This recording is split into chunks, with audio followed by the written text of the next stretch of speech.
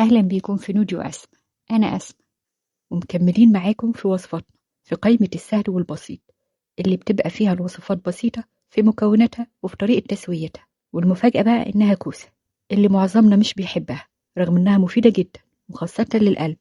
علشان كده حبيت أطبخها معاكم بطريقتي، بجد بتفرق كتير.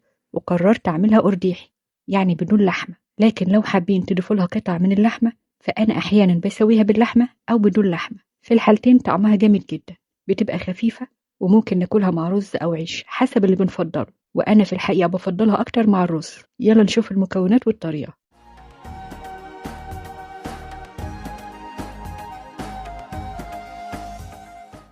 أول حاجة هنجهز الكوسة.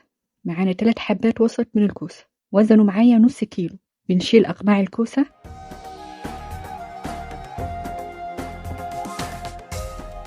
بعدها بقى بالمقوار أو بشوكة بنعمل خطوط طولية، دي اختيارية بتدينا شكل حلو لحبات الكوسة.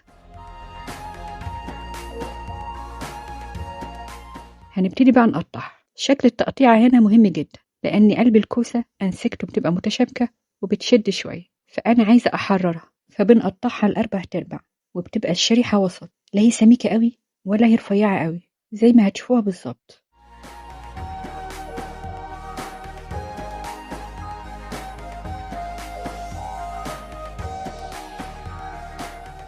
في أي مادة دهنية متوفرة ننزل بقى بالبصل. معانا هنا 2 من حبات البصل وسط مبشورين ناعم. احنا هنا مش هنحمر البصل، عايزينه بس يدبل كويس. وبعدها بنضيف الطماطم، هنتبله بقى ملح وفلفل.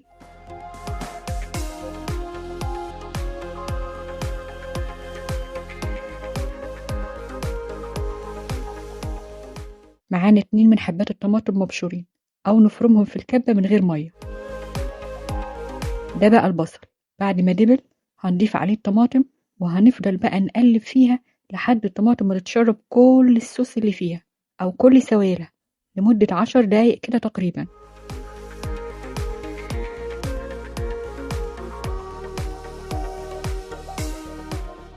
ده شكل الطماطم بعد ما اتشربت سوائلها. ننزل بقى بحبات الكوسة. في المرحلة دي بقى بنفضل نقلب في الكوسة لحد ما تطرى معانا. هتفضل بقى هي تنزل المية بتاعتها لأن نسبة المية في الكوسة بتبقى عالية جدا، سبحان الله بتوصل من 90 ل95%.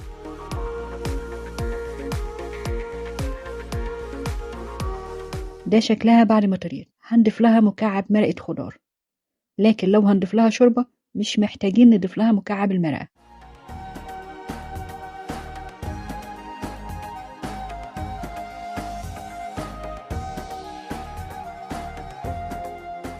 بعدها بقى بنضيف المية المغلية يدوب نغطي الكوسة. بعدها بنهدي الحرارة على الآخر ونغطيها ونسيبها لحد ما تكمل السوا بتاعتها، مش بنقلبها خالص. ولو عندنا حلة الضغط ممكن نسويها فيها، بتسرع التسوية بتاعتها أكتر. وبنفس الطريقة ده بقى شكلها بعد ما استوت وتسبكت تماما.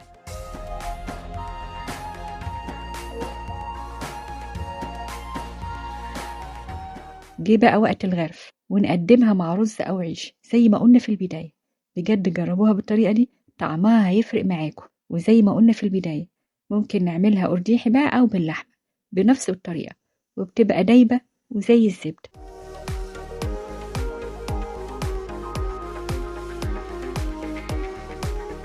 كده وصفتنا خلصت، لكن إن شاء الله وصفاتنا مع الشتاء مش هتخلص.